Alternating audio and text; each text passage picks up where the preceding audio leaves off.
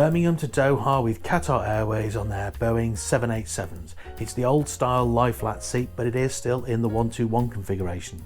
These 7 hours of pampered luxury cost me about £600, and you can book this flight today for about £730.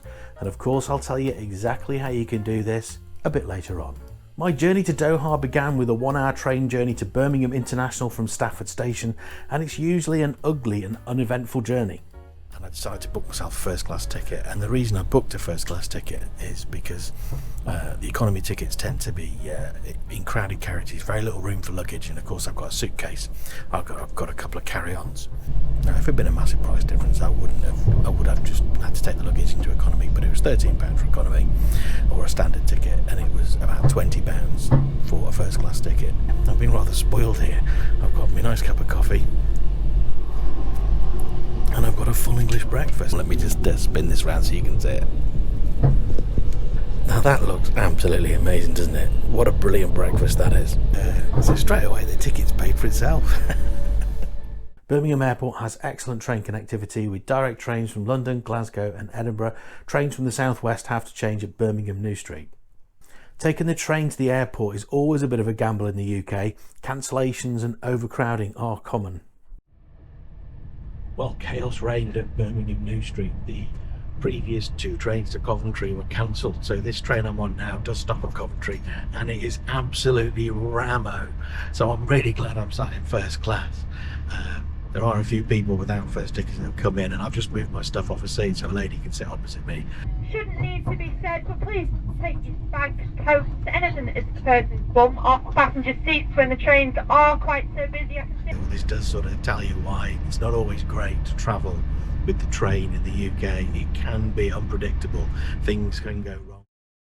But I arrived at Birmingham International Station on time, and the station's connected to the airport by this short sort of little train shuttle thing. Birmingham is convenient for public transport, much more so than other airports in the UK. Check-in was nice and quiet, there was no queuing for anyone, but it still actually took them over 8.5 minutes to check me in. Club rooms, perfect. Opposite gate, 54. We're going to security scan small to get fast track. Fast track as well. Thank you very much. Cheers. I don't know if you can see all the way down there, but for the business desks, there's a carpet. And trying to get your bag up on that carpet is actually, it's a pain. So I get the idea of having a like a little red carpet for business travellers. More of a curse than a blessing, shall we say. Just for future reference. Birmingham Airport's going through a major refurb programme at the moment. This is usually a really quiet, easy to navigate airport, but it felt like a building site today. You may have spotted that I was told at the check-in desk that when I get to security I can just scan the barcode for fast track security. But when I got to security there was no signs for fast track, and the security agent, well, he just laughed. Birmingham's short on airline lounges. Only Emirates have their own lounge at Birmingham.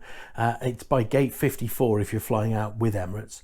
But the rest of us, we have to manage with the remaining paid lounges, and Qatar use these rather classy club rooms next door. I don't think I've been in a paid lounge quite this stylish. I think club rooms is the perfect name. They're clearly going for this sort of upmarket private club style, and they're using separate rooms over the usual one big space broken up by pot plants and bookcases. And this approach made each space quieter, more private and just more relaxing. It provided that oasis of calm that I do look for in a lounge. The club rooms use table service. It's from a menu, and this includes drinks, but the excellent staff made sure that this worked. They were attentive, ready to serve. It was really good. All the food and drinks were included apart from champagne. It was still quite early. I'd enjoyed a full cooked breakfast on the train and had a long day ahead, so I just had a cup of tea and some water. The Bog Standard. I don't usually review the toilets in lounges, but this one was a step up from the usual airport or public toilet, and it was definitely not bog standard. Spotlessly clean, as you can see, plenty of space and some fancy soaps. This lounge is a step up from the usual paid lounge, and this is shown on the Priority Pass website. There's 2 Aspire lounges and a number 1 lounge, and they're all included with your pass, but if you want to go in the club rooms, it incurs an additional fee. Priority Pass in hand, I decided to explore the number 1 lounge round the corner. I received a warm welcome and I was shown into the lounge, which was in the more usual lounge style, a big open space with smaller rooms towards the back of the lounge. It's a nice enough lounge, exactly what you'd expect a paid airport lounge to look like. A big open design, and that did really kind of make it a bit noisy. It wasn't really an oasis of calm. The food offering looked decent, with a something for everyone hot selection of beef and vegetable hot pot, chicken pasta, chickpea and sweet potato curry, and a few other bits and bobs. Away from the hot food though, there's a firm favourite, the pancake maker, followed by cheese and biscuits, crudité, and then some hummus and salads. And then round the corner there's cakes, followed by bread rolls, self-pour hot drinks, soup, and then tea bags. Now this all felt a bit higgledy-piggledy. The bar is probably the lounge's best feature, with two brilliant staff working their socks off to keep the thirsty customers satisfied, and it gave the lounge a nice central focus. Again, the only thing that was paid for was champagne, but the staff member gave me a cheeky grin and told me that they had plenty of open bottles of Prosecco and that was all included. And I think it was the staff really that made this lounge. There's a mezzanine floor in the lounge, but it wasn't busy enough to open it. However, the very kind manager allowed me to go up there and film it, and it is a lovely space upstairs. I was in no rush to leave the lounge, and I watched the departure board go from go to gate, to boarding, and then to final call before I made my way to the gate. So this is a pet peeve of mine. We're supposed to be boarding at 1:20, which is early because we're not flying till 2:05. So that is a really early call. And then they called the gate a while ago. It's now 1:20, so it's the boarding time. And it's actually on final call. And if you look behind me, the gate is absolutely rammed. And the holding pen was hot, noisy, busy, not enough seats, and this just increased my frustration. But can you see that? 1:26. So in fairness to them, it's just about 1:25, and they have started boarding. And business class passengers were called forward to play Matt's Planet's favourite game of #boarding, not boarding. Right, thank you for your patience. No worries, mate. Nothing like a bit of boarding, not boarding. Hello. How you doing? Good. Here. Oh, that's us. Are you going for vacation? We're just speaking for you. Cheers. Oh, yes. And these are the old style lie flat seats on a Boeing 787. 5 rows of seats in a 1-2-1 configuration. But welcome to seat 5K. First impression of the seat, looks good. A couple of unique things in Qatar Business Class that I really wanted to try, and one of those is the lemon mint, which I had as my pre-departure beverage. I wasn't too sure about it. I think it was a bit too sweet, not enough lemon sour to cut through the sugar. We pushed back on time and began to taxi to the runway. Well done to Qatar Airways and well done to Birmingham Airport. When you fly out of London, you might catch Windsor Castle. Take off from Edinburgh. Make sure you look out for the Forth Bridge. But when you're flying out of Birmingham, you'll see the white council tower blocks rising majestically from the low-rise city. And if you're very lucky, you might get a glimpse of the Minworth sewage works before you rise gracefully into the slate-grey skies. I settled into my home for the next few hours, and I couldn't find the exact date when this seat came into use, but I did find reviews from 2012, although I suspect it's even older than that. The seat and cabin is mostly grey, with the usual splashes of Qatar burgundy and these sort of wooden shelving areas to pop your bits and pieces on when you're in flight. The cabin though, it sort of looked like it was from a TV set in the 1960s, or maybe from a 1970s Tomorrow's World programme. Someone's idea of what travel would look like in the future.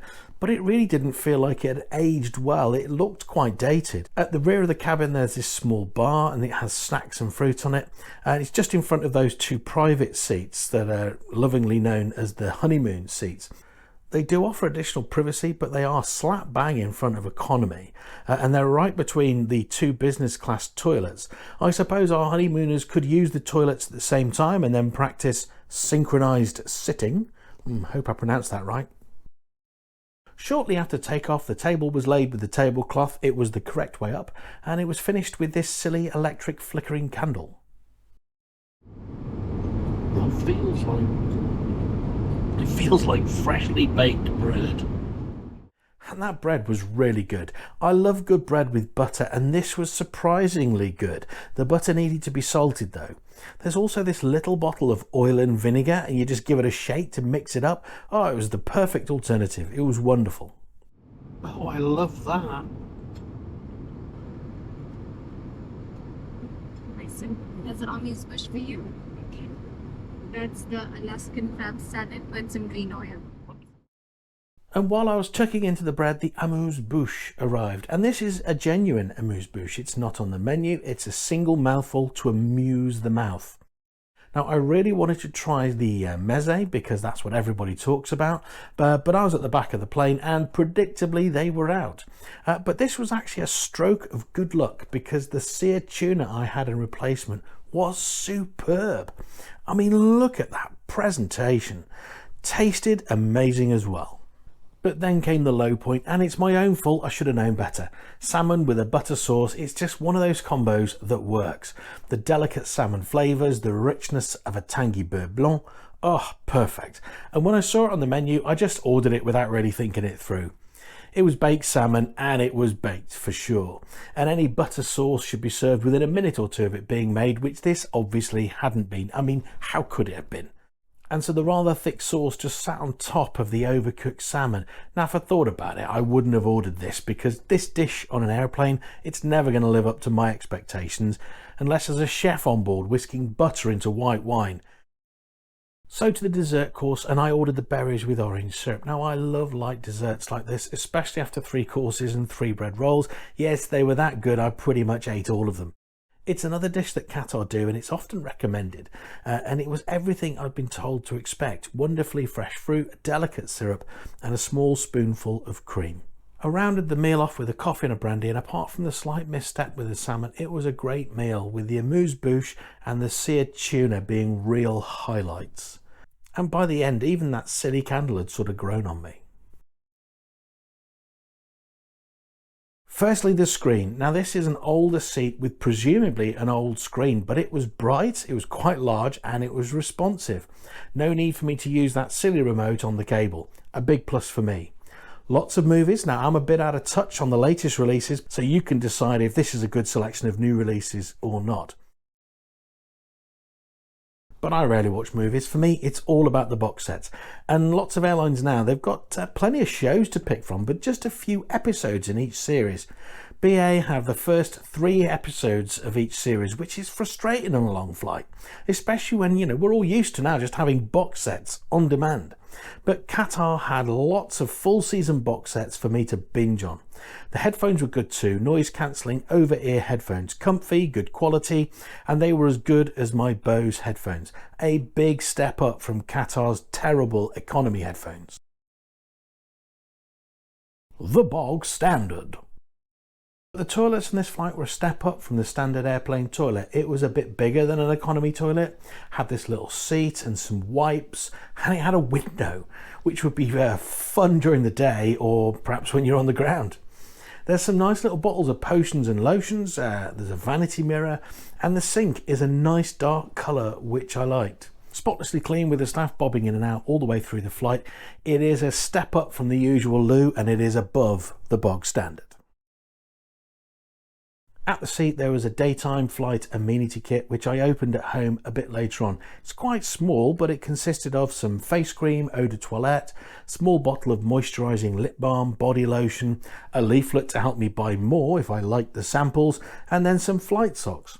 These are premium toiletries, but getting 4 little tiny bottles in a cardboard box, it felt like a sample from, you know, like a posh magazine, or, you know, if I was attending a potions and lotions exhibition.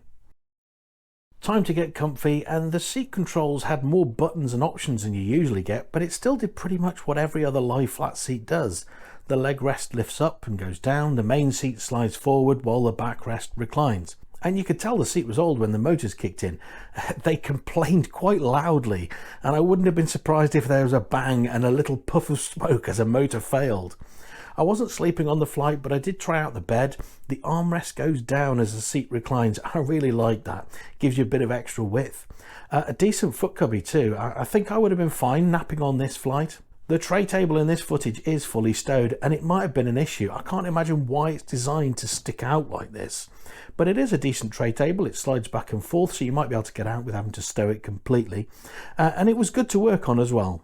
I plugged my laptop into the universal power plug and charged up various batteries with the USB charging point.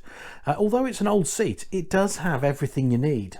There is some limited storage. There's what I guess you'd call a bin for your shoes, and then another small storage bin in the armrest. But this is mitigated by the 2 areas that I had to sort of rest all my bits and pieces on when I was in flight.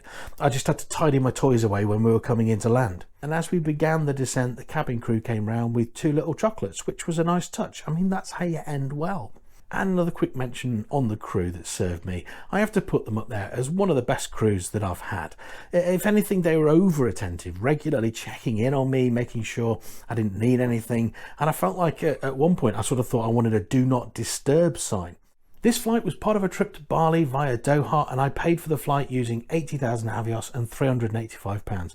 Now, if you wanted to book just the Birmingham to Doha leg in isolation, it would cost 43,000 Avios and £294.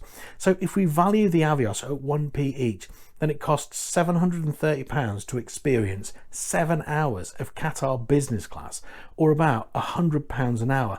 Now, I think that's excellent value, especially when Qatar charge over £3,300 for this as a round trip and £2,900 for a one-way fare in business.